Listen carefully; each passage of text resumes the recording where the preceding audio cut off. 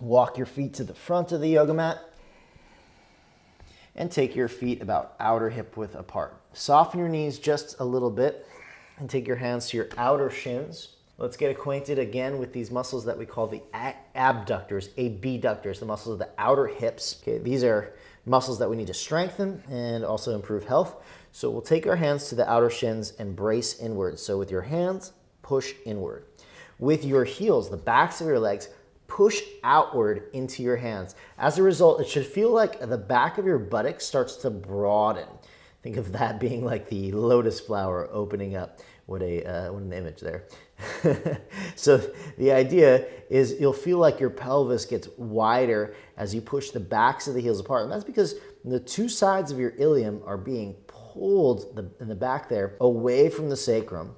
And it's going to feel as though your pelvis is actually widening. In some ways, I suppose it is, but it's more or less the sensation of that width that we're going for. So push outward with the backs of the legs, and you're basically pushing your heels or your shins out into your hands. Your hands are creating that brace. Okay, so we should feel like there's a widening of the back of the pelvis.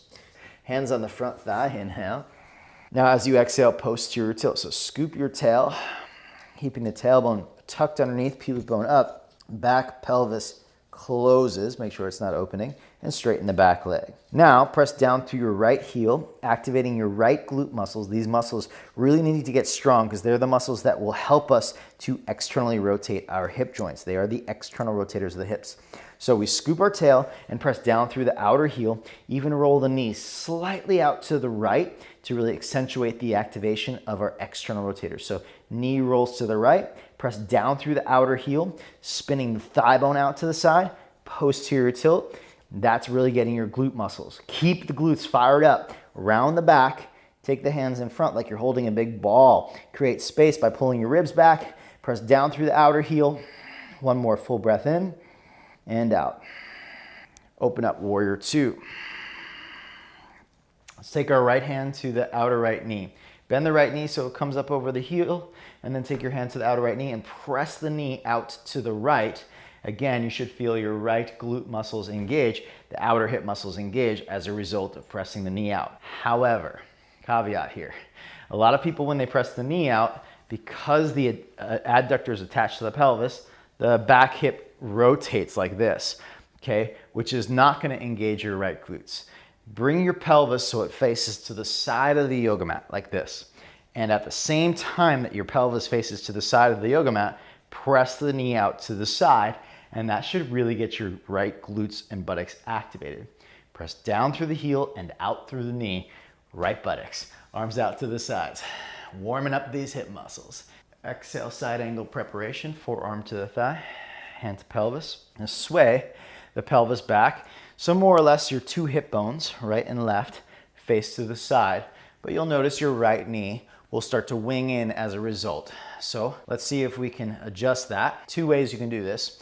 Take your right arm to the outside of the right knee on a block or on your fingertips, and then you can press your knee out into your arm. Or if you prefer, for a greater adductor stretch, you take your right hand onto the inside of the right knee and then push your right knee away from the right arm. Either way, knee is pressing out. I'm going to show you from the front angle. So you have option one, pushing the knee out into the arm, but keep the pelvis facing this way. So butt back, okay? Or option two, hand on the inside, or you can even go even lower and press the knee out to the side this way. We'll give you a little bit more access to range of motion there. However, maybe not as easy to feel the abductors. Okay, so pressing out while the back thigh bone is pressing back.